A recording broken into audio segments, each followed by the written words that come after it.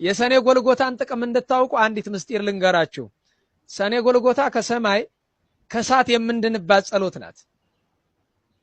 የምንድንባት ግን ጸሎቷን ምንድን አሁን አንዳንድ ሰው ይላል እናንተ ለምንድነው ስንፍና የምታስተምሩ ይላል። ስንፍና አይደለም። እዚህ ውስጥ የተጻፈው ጸሎት ብቻ አይደለም፣ 6ቱ ትእዛዛት ናቸው የተጻፉት።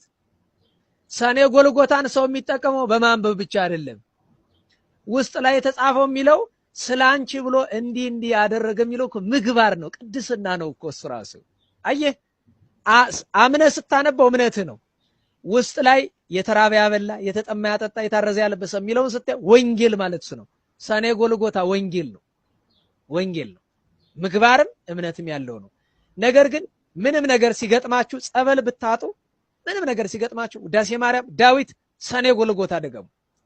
ሌላም ጸዋቱ አርጋኑ እንደ እምነታችሁ መጠን ሌላ ኮተት ውስጥ አትግቡ።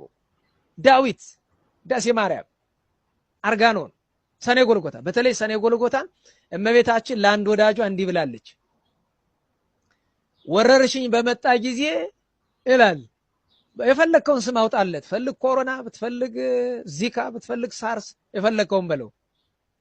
ወረርሽኝ በመጣ ጊዜ ቃል ኪዳን አለው ይሄንን ደግማችሁ ጸበሉን ጠጡ ተቀቡ ብላ ለአንድ ወዳጇ እመቤታችን ተናግራለች። ከመከራ የሚጠብቅ ኃይል ያለው መልካም ነገር እንደሆነ እንድናውቀው ብዬ ነው።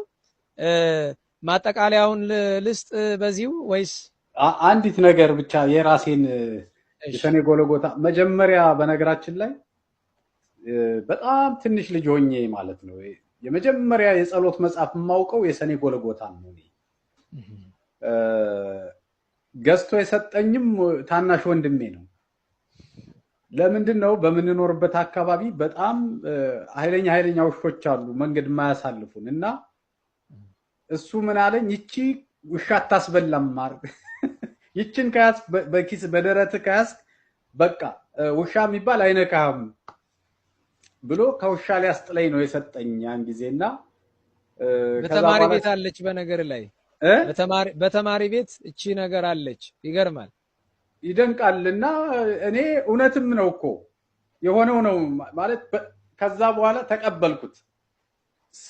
አነበው እንደውም ኤማ ሁሉ ጊዜ ጸልዩ ነው የሚለው ስለዚህ ሁሉ ጊዜ ማንበብ አለብን ብለን እሷን ከኪስ ያለያትም ነበር። ይገርማል እሷን ይዤ ያ ሁሉ ኃይለኛ ውሻ ገራም ይሆናል በቃ አይነካኝም እምነት ሆነልኝ በቃና በዛ አልፋለሁ መላለሳለሁ።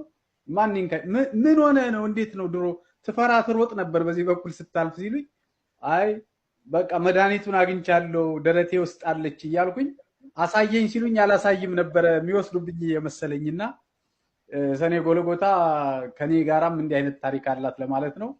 ሰናይ ነው። ወደ ማጠቃለያው እንሂድ።